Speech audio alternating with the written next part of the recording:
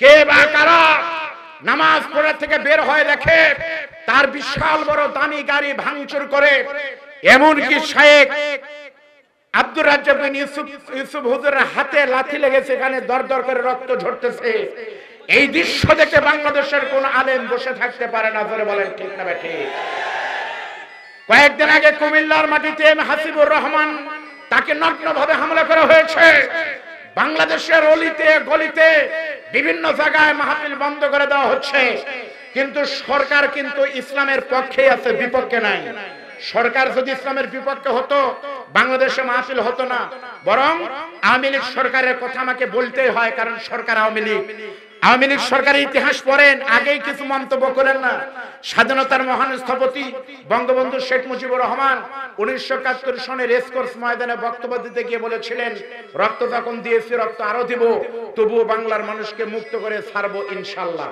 তার মুখ থেকে ইনশাআল্লাহ বের হয়েছে ওয়ালা রাব্বিহিম ইয়াতাওয়াক্কালুন, নিঃসন্দেহে আমরা দোয়া করুন ঈমানদার ছিলেন। বঙ্গবন্ধু টঙ্গীর ইজতেমার ময়দানের জায়গা দিয়েছেন, তাবলিগ জামাতের জায়গা দিয়েছেন। বর্তমান প্রধানমন্ত্রী প্রত্যেকটা উপজেলায় একটা করে মডেল মসজিদ করতেছেন, আপনাদের ধনুটো হচ্ছে। ফাজিলকে ডিগ্রি, কামিলকে মাস্টার্সের মান দিয়েছেন, কওমি মাদ্রাসার স্বীকৃতি দিয়েছেন। আওয়ামী লীগ ইসলামের বিরোধিতা কোনোদিন করেনি, মাননীয় প্রধানমন্ত্রী কোনোদিন এই বক্তব্য দেয় নাই। কিন্তু বাংলাদেশে কে বা কারা অতি উৎসাহী কিছু ব্যক্তি কোরআনের মাহফিলে যারা বক্তাকে নগ্নভাবে হামলা করে আলেম ওলামার সাথে বেয়াদবি করতে চায়, এরা ইসলামের শত্রু, কোরআনের শত্রু, সরকারের শত্রু, রাষ্ট্রের শত্রু। এদের ঠিকানা বাংলার পবিত্র মাটিতে হতে পারে না। সুতরাং অবিলম্বে এক দফায় এক দাবি, শাইখুল ইসলাম আল্লামা মুফতি আমিনী রহমাতুল্লাহ আলাইহির জামাইকে পিছন থেকে চাকু দিয়ে মেরে হুজুরের পুরো পেটকে রক্তাক্ত করে দেওয়া হয়েছে। সরকারের কাছে আমাদের দাবি, কারা এটা করলো অবিলম্বে গ্রেফতার করতে হবে। কে জসিমউদ্দিনকে ছুরি মারলো, কে মাওলানা এম হাসিবুর রহমানের গাড়ি ভাঙলো, কে মাওলানা আব্দুর রাজ্জাককে মারলো, কে মুফতি আমির হামজার মাহফিল বন্ধ করে খুঁজে বের করতে হবে। সব করেন, মৌমাছিকে আদর করি, মধু দেয়, কিন্তু ভুল করো মৌমাছির চাকে ঢিল দিয়েন না। মৌমাছি ভালো প্রাণী, খেপে না, যদি খেপে ভুল ফুটিয়ে দেয়, শাস্তি দেয়। প্রমাণিত করতে হবে। আমরা শান্তি চাই, সরকারকে ধন্যবাদ জানাই, বগুড়ার প্রশাসন, ধনুটের প্রশাসন, চেয়ারম্যান মহোদয় সহ সবাইকে ধন্যবাদ জানাই। অবিলম্বে দাবি হলো, যতদিন পর্যন্ত বাংলাদেশের পূর্ব দিগন্ত থেকে সূর্য উঠবে, পশ্চিম দিগন্ত ডুববে, বাংলাদেশে কোনো আলেমের গায়ে যদি কোরআনের মাহফিলে সে হাত দেয়, ও মানুষেরা সেদিন আর বসে থাকার সুযোগ নাই। আলেমকে মারা মানে নবীর ওয়ারিস মানে নবীকে মারা, এটা আমরা হতে দিব না। ধরে বলেন কথা ঠিক না ঠিক? আল্লাহ আমাদের সকালের জন্য সহায় হন। সবাই বলেন আল্লাহুম্মা আমিন। রব বলা হয় কাকে? বাংলা দেয়া হলো আপনার জন্ম থেকে মৃত্যু পর্যন্ত, রান্নাঘর থেকে পার্লামেন্ট পর্যন্ত, যখন যা দরকার বিনা আর্গুমেন্টে, বিনা সুপারিশে চাইলেই তিনি দেন। তিনি আর কেউ নয়, তিনি আমাদের রব। আওয়াজ দিয়ে বলেন আল্লাহু আকবার। যেমন আমি আব্দুল বারী রশিদী, আমি কিন্তু একদিনে হই নাই। আমি ছিলাম কি? আমি আব্দুল বারী রশিদীর পরিচয় ছিল নাই। মানুষের মূল পরিচয় হলো নাই। ফেরে বলেন কি? নাই। নাই থেকে মানুষ। আলেম ওলামা বলেন মানুষের সংজ্ঞা হলো তারবিয়াতুশ শাই ইলা কামালিহি শাইয়ান ফা শাইয়া। অর্থ হলো প্রথমে ছিলাম আমি নাই, নাই থেকে পূর্ণতায় তিনি পৌঁছে দেন। তিনি কে? আবার কয় আল্লাহ। তিনি কে? রব। একবার চিন্তা করেন তো, প্রথমে আমি ছিলাম নাই, নাই থেকে মাটি, মাটি থেকে খাদ্য, খাদ্য থেকে রক্ত, রক্ত থেকে বীর্য, বীর্য থেকে আমি আব্দুল বারী রশিদীকে তিলে তিলে যিনি মায়ের পেট থেকে এত বড় মানুষ করেছেন, আল্লাহর কসম তিনি আর কেউ নয়, তিনি আমার রব। সুবহানাল্লাহ বলবেন না? ওই রবের পরিচয় দিতে গেলে মাথা খারাপ হয়ে যাবে। একবার চিন্তা করেন, আমার দিকে তাকান। আল্লাহ বলেন লাকাদ খালাকনাল ইনসানা ফি আহসানি তাকওয়িম, মানুষকে আমি উত্তম আকৃতি দিয়ে বানাইছি। আচ্ছা বলেন তো, আল্লাহ না করুক, সব জায়গায় আল্লাহ সবই ঠিক মতো দিতেন, একটা জায়গায় যদি আল্লাহ শুধু আমাদের যে কান আছে যে জায়গায়, এই কানটা ওই জায়গায় না দিয়ে কান দুইটা যদি কপালের উপরে দিতেন, কিছু না হলে বলেন তো এই করোনার সময় কান যদি এখানে না হয় কপালের উপরে হতো তাহলে মাস্ক লাগাইতেন কার সাথে? কথা বলেন। সব জায়গায় সবই ঠিক আছে, খালি দুটা কান যদি আল্লাহ তাআলা দুই বগলের নিচে দিতেন, কান বগলের নিচে, তাহলে আমি আব্দুল বারী রশিদের সময় না হয় আপনারা হাত লেগে যাবে না শুনে বসে থাকতেন। কিন্তু আমির হামজা যখন আসতেন, আমির হামজার ওয়াজ শোনার জন্য আপনাকে অবশ্যই কান বের করা লাগতো, আর কান বের করার শর্ত হলো দুই হাত এইভাবে দিয়ে থাকা লাগতো। বলেন কেমন হতো? এক কথা আপনি গবেষণা করে দেখবেন, আল্লাহ বলা হয় না, রব বলা হয় তাকে যেখানে যা প্রয়োজন যথাযথ প্রক্রিয়ায় যিনি দেন, তিনি আমাদের লালনকারী পালনকারী জীবনদাতা বিধানদাতা একমাত্র রাজাদিরাজ, তিনি আমাদের রব। চিৎকার দিয়ে বলেন আল্লাহু আকবার। এই কথাগুলো যখন আমরা ভালো করে বলি তখন আমির হামজা হয় রাষ্ট্রবিরোধী বক্তা। এই বাংলাদেশে কত হুজুরের মাহফিল দিনে 2টা-3টা করে হচ্ছে, আর মুফতি আমির হামজার মাহফিল 90% বন্ধ হচ্ছে। আমির হামজা কোরআন দিয়ে কথা বলে, ওই হুজুররাও কোরআন দিয়ে কথা বলে, পার্থক্য হলো ওই জায়গায়। সাইয়্যিদ কুতুব শহীদ রাহমাতুল্লাহ আলাইহি তাফসীর ফি জিলালিল কোরআনের লেখক জেলখানায় বসে লিখলেন, সাইয়্যিদ কুতুবের অপরাধ ছিল তাফসীর লেখার কারণে তাকে জেলে দেওয়া হলো, ফাঁসিতে মারা হলো। যেদিন ওনাকে ফাঁসি দেওয়া হয়, ফাঁসির নিয়ম হলো যখন ফাঁসির রাত 10টায় ফাঁসি হবে, রাত 9টায় আপনাকে ওই গোসল করাবে ঠান্ডা পানি দিয়ে। এরপর বলবে আপনার জীবনের শেষ ইচ্ছা কি? বগুড়ার দই খাবো। ফোন দিবে বগুড়ার শেরপুর সোমবার দই খাও, তারপরে মরো। যা চাবেন তাই আপনাকে দিবে। তো সর্বশেষ জেলখানার নিয়ম হলো প্রত্যেকটা দেশেই সারা দুনিয়ায় আপনাকে বলবে যে আচ্ছা আপনি তো মারাই যাবেন, আপনি এখন কি চান? সর্বশেষ নিয়ম হলো জেলখানার ইমাম এসে আপনাকে বলবে যে আপনার তো ফাঁসি হবে, আপনি কালেমা পড়েন। কালেমা পড়ায় তো সাইয়্যিদ কুতুবকে এসে বলতেছে হুজুর আপনার তার 22 মিনিট পরে ফাঁসি হবে, তা আপনি কালেমা পড়েন। সাইয়্যিদ কুতুব বলতেছে কোন কালেমা ভাই? বলতেছে কালেমা হলো লা ইলাহা ইল্লাল্লাহ মুহাম্মদ রাসূলুল্লাহ।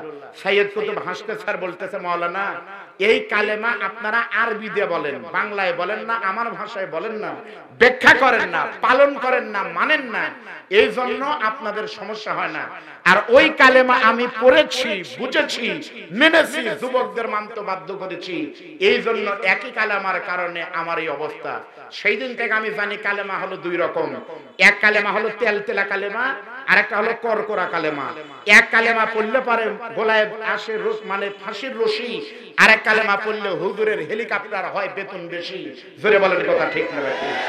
এখন আপনারা বলেন এই কথাগুলো আমি কেন বলবো না? এই কথাগুলো হামজা কেন বলবে না? কারণ আপনারা বলেন তো শেষ কথা বলে আপনাদের, তারপরে মূল। আপনাদের এলাকায় কি হয় এখন? মরিচ হয় না কি ধান হয়? আচ্ছা আপনাদের জমিতে ধান কি লাগাবেন না লাগাবেন, এটা কি আপনারা চেয়ারম্যান আপেল সাহেবের অনুমতি নিছেন যে আমার 3 বিঘা জমিতে এই এই ধান লাগাবার চাই, আপনি অনুমতি দেন? কোনদিন নিছেন? থানায় গেছেন? আপনার জমিতে আপনি কি ধান লাগাবেন আপনার ব্যাপার, কারণ জমি আমার বাবার, দলিল আমার, পর্চা আমার, রেকর্ড আমার নামে। আমার জমি লাগাই, পতিত রাখি, গাঞ্জা চাষ না করলে হয়, সরকারের অনুমতির দরকার নাই। তুমি 3 দিনের মালিক হয়ে তোমার 3 বিঘার জোর যদি এত হয়, ও মুসলমান, আল্লাহ কোরআনে বলেন ইনিল হুকুমু ইল্লা লিল্লাহ আলা লাহুল খালকুল আমার, জমিন যার সৃষ্টি তার, আইন চলবে, বিধান চলবে, কোরআনের মাহফিল চলবে সেই আল্লাহর। কোন বেঈমানের বাধা কোরআনের মাহফিল বন্ধ করতে পারে না। যদি কোরআনের মাহফিল বন্ধ করতে আসে, সেই বেঈমানের কালো হাতকে আমরা গুড়িয়ে দিতে চাই, গুড়িয়ে দিতে চাই, গুড়িয়ে দিতে চাই।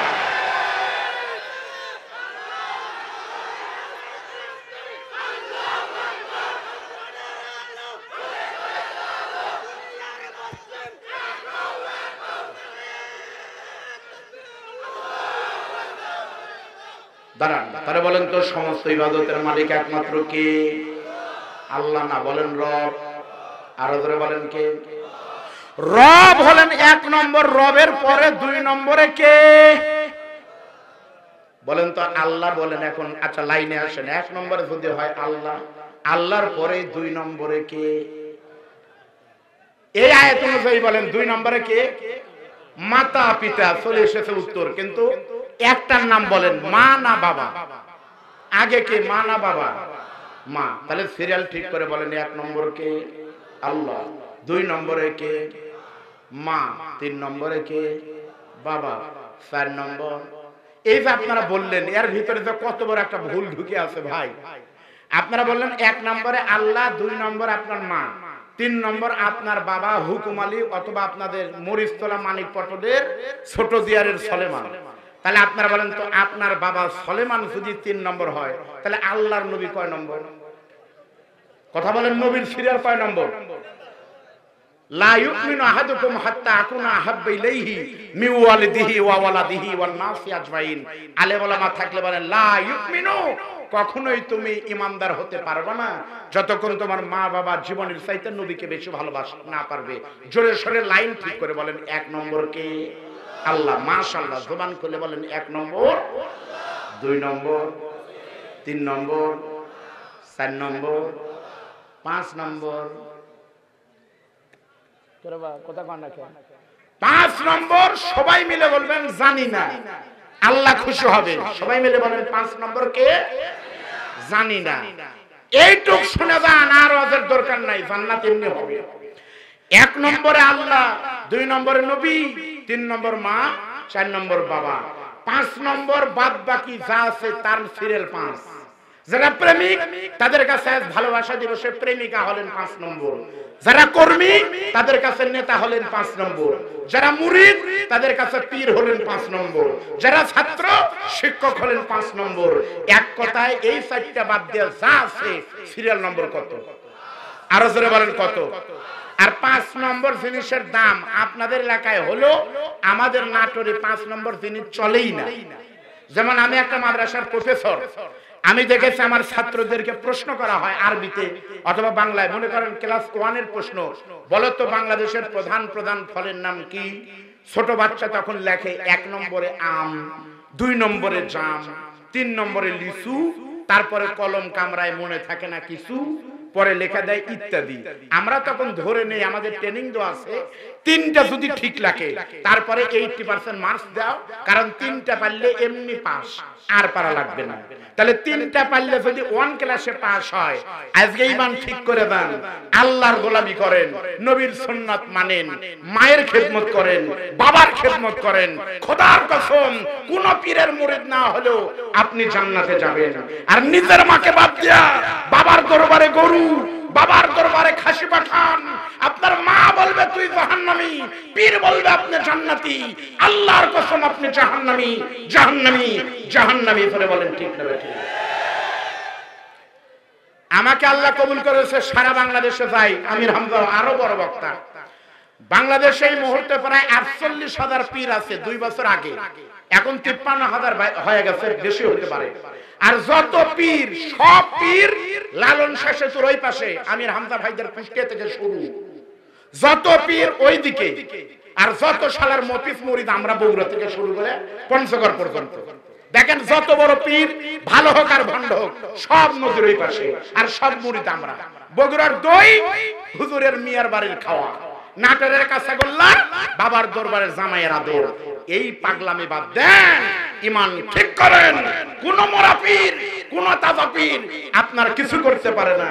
আর একটা কথা মনে রাখবেন, কিয়ামতের দিন হিন্দুরা জাহান্নামে যাবে মায়ের কারণে, আর মুসলমান জান্নাতে যাবে বাপের কারণে। এই মা সেই মা না, এই মা হলো কালী মা, দুর্গা মা, সরস্বতী মা, লক্ষ্মী মা।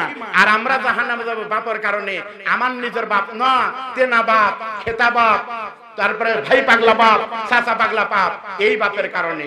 রাজি আছেন আপনারা? কথা কি ঠিক হলো? এইটুক বুঝা যান। কেবরা কি হলো বারে?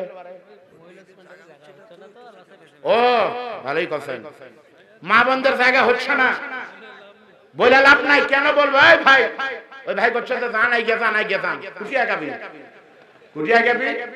আপনার বাড়িতে নিয়ে মেহমান আছে 50 জন, আর আপনার বাড়িতে মুরগি রোস্ট করছেন 45টা, তাহলে আপনি তো আগেই জানতেন যে 5 জন পাবি না, জানেন না আপনি? কারণ 50 জন লোক 45 পিস। আপনি এখন বলতেছেন খালি আল্লাহ আল্লাহ করে ফু দাও, কেন ফু দিলে 5টা মুরগি টুকুর থেকে বাড়াই দিবে আল্লাহ। মুফতি আমির হামজার মাহফিল, আর আমরা একবার ওয়াসাল মাল হলো বদর রশিদের জামাই, তাহলে একটা জায়গা তো লাগবে। আপনার মুরগির ঘোড়ার ভিতরে হাতে ঢোকা পারছেন, কত সোজা। এখানে ঘুতাবেন না, যারা জায়গা পাননি সাথে তুলবেন। লিল্লাহি তাকবীর। আল্লাহ রাসূল মা বাবা কিন্তু মনে রাখবেন। এখন বলবো আল্লাহর পরে নবীর পরে মা বাবার ইজ্জত ইসলামে কত বেশি বোঝানোর জন্য মাত্র কয়েকটা মিনিট আমার চোখের দিকে তাকায় থাকবেন। মা কাকে বলে? মায়ের কোনো সংজ্ঞা নাই, মায়ের কোনো কথা নাই।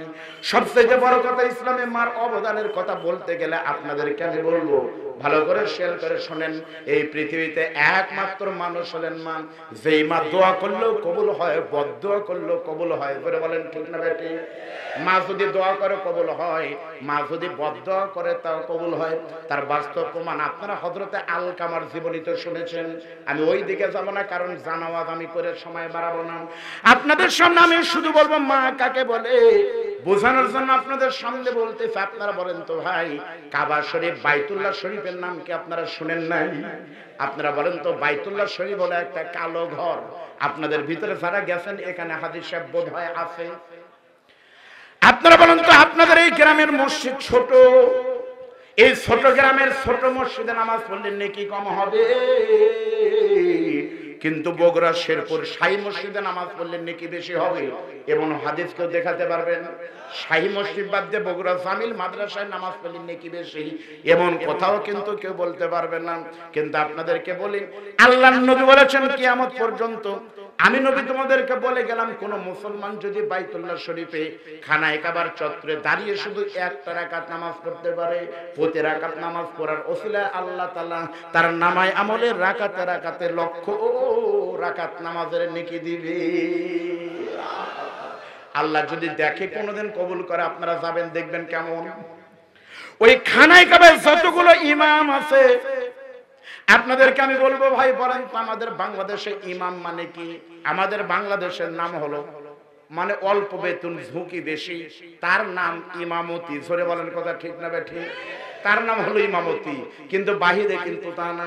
আল্লাহ আমাকে যে কয়দিন কবুল করেছিল মক্কায় ছিলাম, আমার একদিন নিয়ত হলো আল্লাহ যদি আমাকে কবুল করে আমি একটু দেখতে চাই বাইতুল্লাহ শরীফে ইমাম এবং মুয়াজ্জিন কারা এবং কিভাবে আযান দেয়।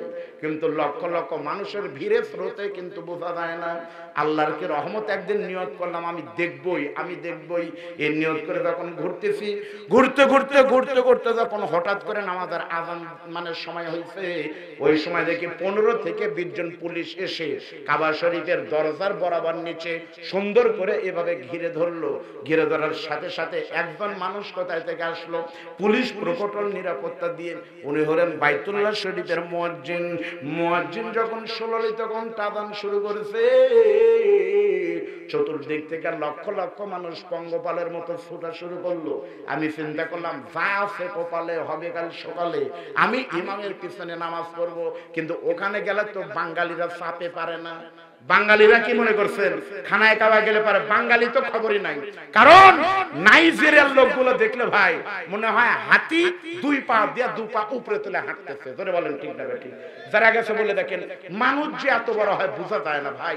এত কালো, বিশেষ করে ওরা এমন কালো যে পুরুষ স্বামী যেমন কালো, স্ত্রী তার চাইতে বেশি কালো। আচ্ছা, 2 কালোর থেকে যদি সন্তান বাড়ায় তাহলে ওই মাল কি বাড়াচ্ছে চিন্তা করেন। মানে মুশিয়া কালো, খালি গুটগুট করে ঘুরতেছে, কি জম কালো। তা আমি আমার মুআল্লিমকে বললাম, মুআল্লিম ভাই একের কি রুচি নাই? বাপ যেমন কালে মাও তার চেয়ে বেশি কালো, এরা বাড়াছে আরো কালো, তাহলে এরা বিয়ে ফসলা লোকে করলেই তো হতো। তখন বলতেছে, হুজুর ওদের দেশের নিয়ম হলো পুরুষ যখন বিয়ে করে ওরা বিয়ের সময় দেখে যেই মহিলা যত কালো ওয়াকের চোখে তত ভালো। জোরে বলেন সুবহানাল্লাহ। আর আমার বাংলাদেশে কি? আমার বাংলাদেশে পুরো উল্টো, কানাও কালো মেয়ে বিয়ে করবার চায় না, কানা তাও করবার চায় না। তার বাস্তব প্রমাণ আমার শ্বশুর মাওলানা বজলুর রশিদের সাথে একটা কানা থাকে, দেখছেন? আবুল কালাম আজাদ, অন্ধ হাফেজ, ভালো হাফেজ। তো আমার শ্বশুরকে বলছিল, আজাদ তোমাকে তো বিয়ে দেওয়া দরকার বাবা। তো আমি তোমার 2টা সম্বন্ধ আমি মানে দেখছি। একটা হলো ওই মেয়েটার মানে বাবার কিছু নাই, একেবারে ফকির, জমি জমা পাবে না, মেয়ে সুন্দরী। আর একটা, তুমি যদি কালো মেয়ে হবে, তোমার চেয়ে অনেক কালো, কিন্তু 3 বিঘা জমি লেখা দিবে, তুমি কোনটা নেবা? অনেকক্ষণ চোখ মিটমিট করে বলতেছে, মামু আমি ভিক্ষা করেই খামো, আমার জমি লাগবে না, আমি সুন্দরী মেয়ে কি বিয়ে করবো মামু। খানায় কাবা বিশাল বড় মানুষ, ওদের ধাক্কা সহ্য করতে না পেরে তারপরে থাকলাম হাসেন না। কিছুক্ষণ পর দেখলাম 15 থেকে 20 জন পুলিশ নিরাপত্তার চাদর বেষ্টনী দিয়া কাবা শরীফের ইমামকে যখন নিয়ে আসতেছে, ওখানে গেলে দেখা যায় সম্মান কাকে বলে। কাবার ইমাম যতগুলো আছে আপনাদের আমি অনুরোধ করলাম এখনই সার্চ দেন ইন্টারনেটে, শুধু আপনারা বলেন কাবা শরীফের ইমাম লিখে বলেন, মুখে বলেন, দেখবেন কাবা শরীফের কয়েকজন ইমামের ছবি ভেসে উঠবে। এর ভিতরে 2 জন ইমামের কণ্ঠ হলো খুবই মধুর। এই 2 জন ইমাম যখন কোরআন তেলাওয়াত করে তখন মনে হচ্ছে আল্লাহর কোরআন শরীফ যেন নাজিল হচ্ছে। এই 2 জনের ভিতরে একজন হলো শায়েখ আল্লামা আব্দুর রহমান সুদাইসি, আর 2 নম্বর হলো আল্লামা শায়েখ আহমদ কালবানি। ধরে বলেন নাম কি? মনে থাক, সুদাইসের কথা বলবো না, সুন্দর, কিন্তু কালবানি হলো নাইজেরিয়ার বাড়ি, সেই রকম কালো, কালো থেকে নাম মনে রাখেন কালবানি। কাবা শরীফের ইমাম কালবানি আজ থেকে মাত্র কয়েক বছর, 8 থেকে 9 বছর আগে লন্ডনে একটা ইসলামী সেমিনারের প্রধান আলোচক চিফ গেস্ট ছিলেন উনি। আলোচনা যখন করতেছে মানুষ তন্ময় হয়ে কোরআন শুনতেছে। আলোচনার পরে তাকে জিজ্ঞেস করা হলো, খ্রিস্টান সাংবাদিক তাকে জিজ্ঞেস করলেন, হুজুর একটা কথা জিজ্ঞেস করবার চাই, আমরা খ্রিস্টান হিসাবে জানি হুজুর পৃথিবীতে 175 কোটি মুসলমান কাবা শরীফে যাওয়ার জন্য ব্যাকুল। আমার প্রশ্ন হলো, শুনেছি মুসলমানের খানায় কাবায় 1 রাকাত নামাজ পড়লে নাকি লক্ষ রাকাত নামাজের নেকি হয়। তাহলে এত বড় মসজিদে মাত্র কয়েকজন ইমাম আছে, এর ভিতরে আপনি কালো মানুষ কেমনে চান্স পেলেন? আপনি একটু আমাকে বলেন তো হুজুর কেমনে চান্স পেলেন? কারণ ওটা তো মক্কা মদিনা টাকার বিনিময় হয়নি। এটা যদি খানায় কাবা যদি বাংলাদেশ হতো তাহলে যত বড়ই কণ্ঠ হোক, যোগ্য হোক, বগুড়ার ক্ষতি বলে পারে এমনি লাল কালি কথা কন না কে? খানায় কাবার ইমাম আপনি কেমনে হলেন জানতে চাই। কালো কালমানি তখন হাউমাউ করে কাঁদে আর বলে, সাংবাদিক রে, আমি কালবানি কাবার ইমাম হইছি একটা মানুষের গর্দোয়ায়। ভালো করে বুঝেন, সবার চোখ ছানা বড়া হলো, কয় কি রে কেমনে? হুজুর বলে, শোনো, আমি কালবানির বয়স তখন ছিল মাত্র 7 বছর। আমি আমার মা বাবার সঙ্গে হজে গিয়েছিলাম। হজে যাওয়ার পরে আমার মা বাবা বিশাল বড় একটা হোটেলের 29 তালা আমাদেরকে থাকার জায়গা দিল। আমার মা বাবা কয়েকদিন থাকার পর একদিন সন্ধ্যাবেলায় আমার মা বাবা আমাকে রেখে চলে যাচ্ছে আর বলতেছে, ও বেটা কালবানি, এখন ভিড় বেশি, তোমাকে যাওয়ার দরকার নাই বাবা, আমরা মাগরিব নামাজ পড়বো, এশার নামাজ পড়ে তারপর একবারে চলে আসবো, তুমি এই হোটেলের সুন্দর বেডের উপরে ঘুমাও, খেলাধুলা করো, এই যে তোমার খেলনা দিলাম, তোমার জন্য চকলেট দিলাম, তুমি যেন বের হও না। এই কথা বলে তখন মা বাবা চলে গেছে। অনেকক্ষণ পরে এশার নামাজ পড়ে মা বাবা কাবা চত্বর থেকে যখন ফেরত এসেছে, এসে হোটেলের ভিতর ঢুকে দেখে বিছানা আছে, সন্তান নাই। কালবানের মা তখন চিন্তা করে, সন্তান কোন জায়গায় গেল? মনে হচ্ছে ওয়াশরুমে ঢুকেছে, বাথরুমে গেছে, কিন্তু বাথরুমের দরজা খোলা, বাথরুমে নাই। তাড়াতাড়ি করে লিফট দিয়ে এসে হোটেলের লবিতে জিজ্ঞাসা করলো, আমার সন্তানের খোঁজ দেন তো। সিসি ক্যামেরা দিয়ে দেখতেছে, সিসি ক্যামেরা বলতেছে ওই যে তোমার বাচ্চা বের হয়ে চলে গেছে। তখন কালবানের মা বাবা সিসি ক্যামেরা অনুসরণ করে 1 পা 2 পা করে যেতে যেতে যেতে যেতে দেখে কালো কালবানি কাবা শরীফের চত্বরে হারায় গেছে। আপনারা বলেন তো, আজকের এই মাহফিল, এত মানুষের সমাগম, 5 বছরের কোন শিশু বাচ্চা যদি হারিয়ে যায় খুঁজে পাওয়া কিন্তু কঠিন। আর কাবা শরীফে তাহলে কি হবে একবার ভাবেন তো। মা বাবা অনেকক্ষণ চিন্তা করে কান্নাকাটি করে খুঁজে পায় না। নিশুরজনীতে যখন হতাশ হয়ে কাবার চত্বরটা হাউমাউ করে কাঁদে, এমন সময় খেয়াল করে দেখতেছে কিছু দূর দূরে 7 বছরের কালবানি এত রাত্রিতে কালো কাবার দিকে তাকিয়ে কি যেন দেখতেছে আর কাঁদতেছে। মা বাবা তখন একসাথে দৌড় মেরেছে, মেরে মা তো হাউমাউ করে ফিরে পেয়েছে, সন্তান বুকে নিতে চায়। বাবা পুরুষ মানুষের রাগ বেশি, পুরুষ মানুষ বলতেছে আগে মারি, এত বড় বেয়াদব কেন আসলো? বাবা তখন মারতে নাই, মা তখন বলে মারো না, আমার কলিজাকে মারো না। বাবা মারতে চায়, মা মারতে দেয় না। এবার ওই সন্তানকে কপালে চুমু দিয়ে মা কি করলেন, কিতাবের ভিতরে তার জীবনীতে আছে, কালো কালবানির মা আস্তে আস্তে কালো কালবানিকে নিয়ে খানায় কাবার কাছে এসে বাইতুল্লাহর চত্বরে যে খানা কাবা, ওই খানায় কাবার গেলাপ ঝুলতেছে, কালো গেলাপ। ওই কালো গেলাপের সঙ্গে কালবানির বুকটা জড়ায় দিয়া হাউমাউ করে কান্দার বলে, আল্লাহ তুমি যদি সত্যি মায়ের দোয়া কবুল করো, তোমার নবী বলেছেন হুমা জান্নাতুকা ওয়া নারুকা, মা বাপ জান্নাত, মা বাবা জাহান্নাম। সত্যি যদি মায়ের দোয়া কবুল করো, আমার কালবানির জন্য আমি দোয়া করি, আমার কালবানিকে তুমি বড় হলে এই কাবার ইমাম বানিয়ে দিও।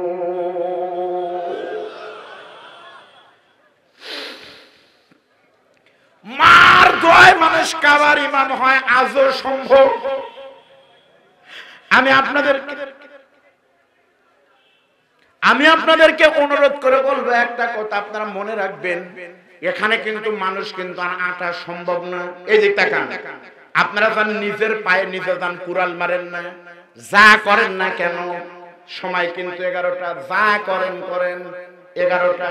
এজন্য যে অবস্থা আছেন না কেন শুনতে থাকেন। আমি আপনাদের আর একটা প্রশ্ন করবো, আপনারা বলেন তো ভাই, মহিলা মানুষ কয় প্রকার? আপনাদের যদি বলি, পারলে বলবেন, না পারলে বলবেন জানা নাই, তাহলে খুশি হব। বলেন তো মহিলা মানুষ কয় প্রকার? 2 প্রকার। কয় প্রকার? 3 প্রকার। কয় প্রকার? এটাই হচ্ছে বাঙালি, জানে না কিন্তু যাই বলে আয়রে, তারই সাথে যায় রে, বুঝা শোধা নাই রে, এর সাথে এর সাথ হন না, বুঝে শোনা করেন। মহিলা মানুষ কয় প্রকার? জানা না থাকলে সবাই বলেন জানা নাই। আরো জোরে বলেন কয় প্রকার? জানা নাই। আমি এখন বুঝাই দিচ্ছি, মহিলা মানুষ হলো 4 প্রকার। কয় প্রকার? আরো জোরে বলেন কয় প্রকার? কে কে বলেন জানা নাই? এখন আমি বলতেছি মহিলা মানুষ কয় প্রকার, একটু খেয়াল করেন, আমার চোখের দিকে তাকান।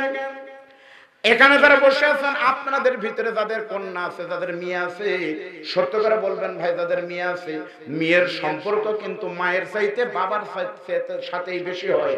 যেটা বলেন ঠিক না ভাই? ঠিক। মনে করেন আপনার 7 থেকে 8 বছরের একটা মেয়ে আছে, আপনি সারাদিন মাথা ব্যথা করতেছে, আপনি জমিতে কাজ করতে করতে 12:30টার সময় বাড়িতে এসে আপনি গোসল করলেন, গোসল করে জুমার নামাজ, জোহরের নামাজ আদায় করে দুপুরবেলা লাঞ্চ করে খাওয়া দাওয়া করে ঘুমায় গেলেন। আপনার স্ত্রীকে বলতেছেন, ও প্রাণের বিবি, আসর নামাজের আগে ডাক দিবা, আমার প্রচন্ড মাথা ব্যথা করতেছে, মরে যাব। আপনি আস্তে করে যখন ঘুমায় গেছেন, আপনার স্ত্রী দরজা আলতো করে লাগাই দিয়েছে। আপনার মেয়েটা প্রাইভেট স্কুল থেকে চলে গেল 12-1টার দিকে। আপনার মেয়ে গিয়ে বলতেছে, ও মা, আমার বাবা কোন জায়গায়? যাদের কন্যা আছে তারা একটু মিলান ভাই। আপনার বউ বলতেছে, বাবা, তোমার বাবা ওই যে ঘরে আছে, তুমি যেন তোমার বাবাকে ডাক দিও না।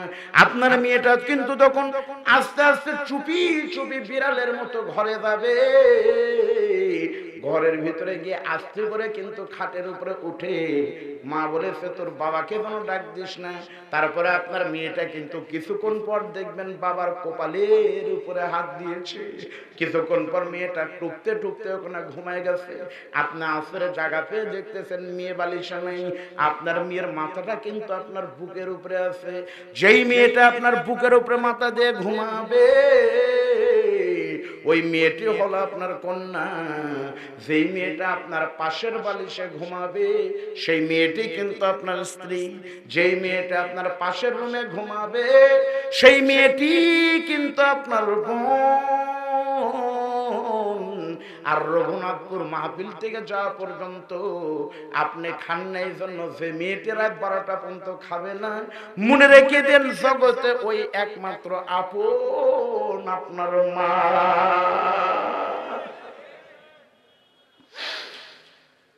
ও আমার ভাইয়েরা, যুবকেরা, আরেকটা কথা বলি তোমাদেরকে।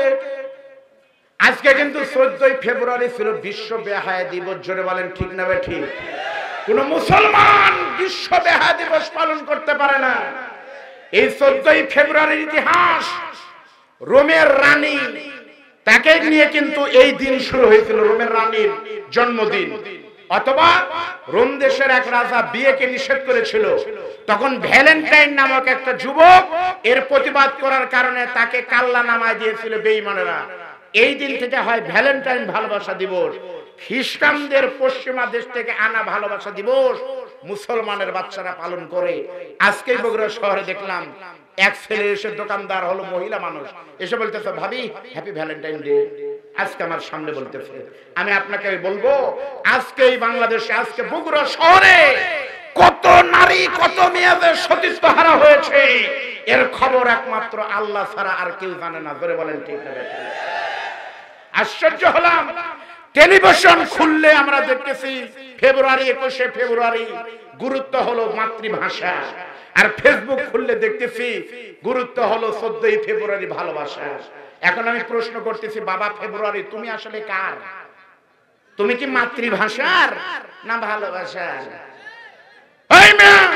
আপনাদেরকে বলি, মনে রাখো ধনুটের মেয়েরা, বিয়ের আগে তোমার ভাইকে বাপকে ফাঁকি দিয়ে কোন পুরুষের সাথে তুমি রাত্রি যাপন করলা, কোন বাপের মানে ছেলের সাথে তুমি কাজীপুর, তুমি গিয়েছো যে মেঘাই ঘাটে গিয়ে যদি বাদাম চিবা রাত 10টা পর্যন্ত যা করেছো করে আসো, তোমার শরীর দেখে টের পাওয়ার কোনো উপায় নাই। মনে রেখে দিও পারবা, হতে পারে তুমিও একদিন এই ছেলেকে ফাঁকি দিয়ে অন্যকে বিয়ে করবা, কিন্তু আল্লাহর কোরআন হাতে নিয়ে বলতে পারি, বিয়ের আগে ভালোবাসা দিবস পালন করতে গিয়ে বুকে পিঠে অন্য কোথাও কোনো পুরুষের হাত চোখ অথবা অকাম খারাপ কামে যদি লিপ্ত হয়, ওই মেয়ের বিয়ে হবে, বিয়ের পরে বছর গেলে সন্তান হবে বটে, খোদার কসম 14ই ফেব্রুয়ারি থেকে ফিরে আসা মেয়ের পেট থেকে যে সন্তান হবে, ওই প্রোডাক্ট হবে দিহানের মতো, ঐশীর মতো, মিজানুর রহমান আজহারি, মুফতি আমির হামজার জন্ম তোমার মায়ের পেট থেকে হতে পারে না। অতএব সোজা দোয়া দিয়ে কাম হয়, আমরা মনে করি তাবিজ দিলেই হয়। পাবনা মাহফিল ছিল আমার চাটমোহর ভাটোপাড়া গত বছর। পাবনার নিয়ম হলো কমপক্ষে 500 টাকা হাতিয়ে পাওয়া যায় তাবিজ দিয়ে। তো আমি গিয়ে শুয়ে আছি, এক মুরব্বী, আমার বাপদানের বয়স বেশি, এসে বলতেছে হুজুর আমাকে একটা তেল পোড়া দেন। তেল পোড়া দিছে, আর এরকম একটা বোতল পানি এনেছে, এনে বলতেছে হুজুর আপনি একটু আমাকে তেল পোড়া দেন। কিসের তেল পোড়া বাবা? আমাকে বলতেছে হুজুর আমার 2টা ছেলে, বড় টাকা বিয়ে দিয়েছি, বড় ছেলের নাতি হয়েছে, বড় আমার বড় নাতি মাদ্রাসা দিয়েছিলাম হুজুর 19 বার পালাছে, 19 বার পোলাছে, পরে বিরক্ত হয়ে আর মাদ্রাসায় দেয়নি, ওই এখন 8-এ পড়তেছে হাই স্কুলে। তা আমার ছোট বৌমার পেট থেকে নাকি সন্তান হবে, আলট্রাসাউন্ড করে ডাক্তার বলছে ছেলেই হবে। তা আপনি একটু দোয়া করেন হুজুর আমার নাতিটা যেন মিজানুর রহমান আজহারি হয়। আমি তখন মনে করলাম হাই রে বাবা, যদি তেল পোড়া দিয়ে আর পানি দিয়ে আজহারি হওয়া যেত, তাহলে আমি কত ড্রাম তেল কিনুনি, আমি কি আর রশিদি থাকলাম নি? তাই আমি তখন বলতেছি বাবা আপনি যে দোয়া নেবেন আজহারি বানানোর দোয়া কয় টাকা দিবেন? বলতেছে হুজুর 200 দেই। আমি বললাম 200 দিয়ে অত দূর হয়? 200 দিয়ে আমার মতো হবি, 500 লাগবে। পরে খুচরা খাসরি 350 দিল। আমি টাকা নিয়ে বললাম বাবাজি তার আগে আপনার একটা ভাইভা ল দরকার। কি ভাইভা? আমি বললাম আপনার বউ মাঝে কয় হয় বড় হুজুর পেট বড় চলবার পারে না, পারলে আসলো নি। আমি আশা লাগবে না, বলেন তো আপনার বাড়িতে কি 21 আছে? ওই বুড়াক বলতেছে আপনার বাড়িতে কি 21 আছে? মুরব্বী বলতেছে হুজুর ইশারা করে কানটা বুঝি আমি হুজুর দেখি না দেখি 21 মানে টিভি। তখন আমি বুঝলাম হ্যাঁ বুড়ার বাচ্চা লাতি আজহারি হবি তাহলে। আমি তখন বললাম আচ্ছা বাবাজি আপনাদের এলাকায় কারেন্টের তার ইলেকট্রিসিটির তারের সাথে এরকম কারো কালো তার গেছে, ওই তার আবার ফুটা করে জানলা দিয়ে ঢুকায় টিভির পিছনে দিয়ে তারপর লাইন করে হুজুর ওগুলো আমরা বুঝি ওটা হলো ডিশের তার। আমি তখন বললাম বাবা যে আপনার বৌমা কি ওই টিভি স্টার জালসা দেখে? হুজুর একসাথেই দেখলাম, আমি বের হয়ে আসলাম ইসলামী জালসায় আর আমার বৌমা বসেছে স্টার জালসায়।